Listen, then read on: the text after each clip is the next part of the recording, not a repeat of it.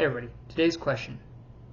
What defines a garment as masculine, feminine, or neutral? Let's dig in and find out.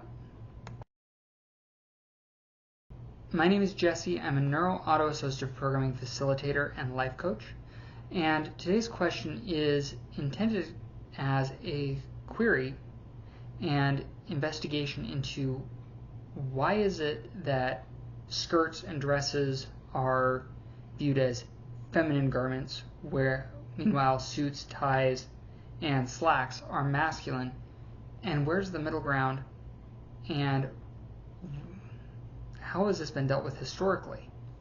So I've been doing some research recently into kilts and the construction of wrap style skirt garments for men. And the more I've dug into it, the more I've discovered and realized that the concepts that we use as kind of our defaults as to what defines a garment as masculine or feminine, or whether it has a crossover, is an interesting trip and discussion. In the West, we have often viewed a suit and tie, vest, waistcoat as masculine. Meanwhile, anything flowy or pleated is feminine.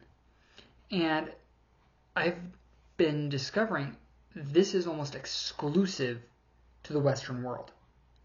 If you go to Japan with the kimonos, there are kimonos that are masculine and feminine.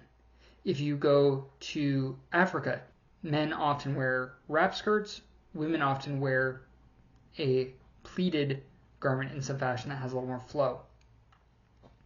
And I find this interesting that there's this divide and dispute in the Western world that, oh, that's feminine, that's masculine.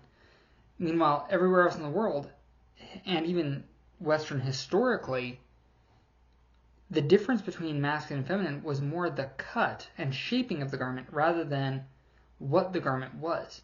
And I think as we transition back towards a unisex baseline, I think that we'll find that we have more discussion.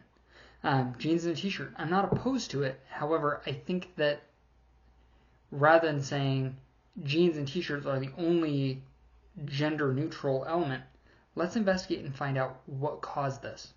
So as I've done my research, I found that there's a gentleman called Beau Brummel that set a lot of the modern aesthetic for men. And he lived from 1778 to 1840.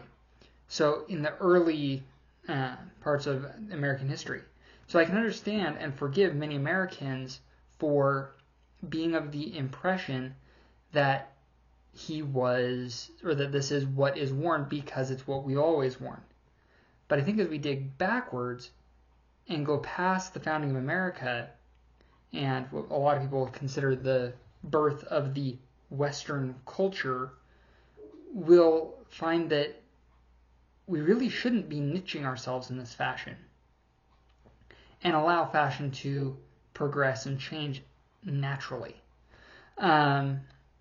And so if we go back all the way to Rome, men wore skirts, men wore togas and effectively dresses for the majority of the history.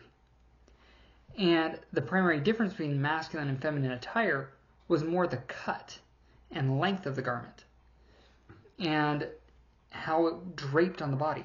It's been my observation that masculine attires almost always focus on extenuating the shoulders and the hips, and possibly even going so far as the thighs and calves.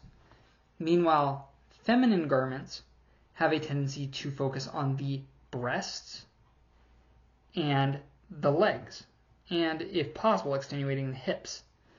I think there is an element there of biology in focusing that men, strength is often shown in the shoulders and extenuating and drawing attention to our arms and strength in that format, and the legs in regards to that shows a strength of character, of being able to work hard, and possibly better in performance.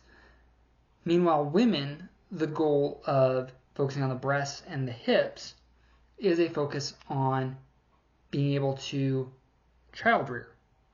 In the case of the hips, focus more on the birthing elements, and the breast being able to feed the child. And as I've dug into this, I think we could reclaim this significantly if we understood what makes a garment masculine or feminine. Men favor sharp, stark lines. Women, or feminine, favors curves.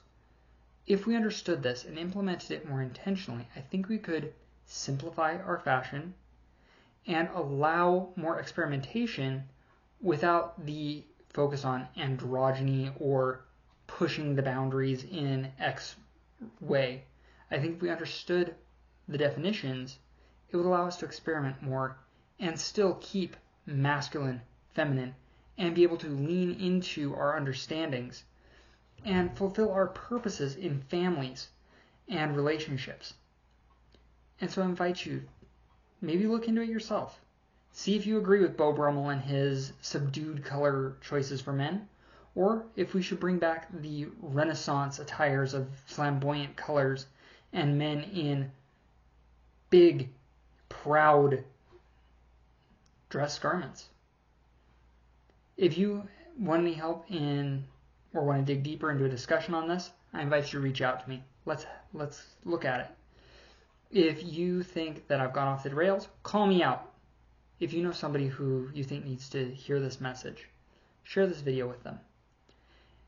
Otherwise, if you just enjoyed being here, like and subscribe. It helps the channel grow. And I hope to see you next time. Thanks for joining me today.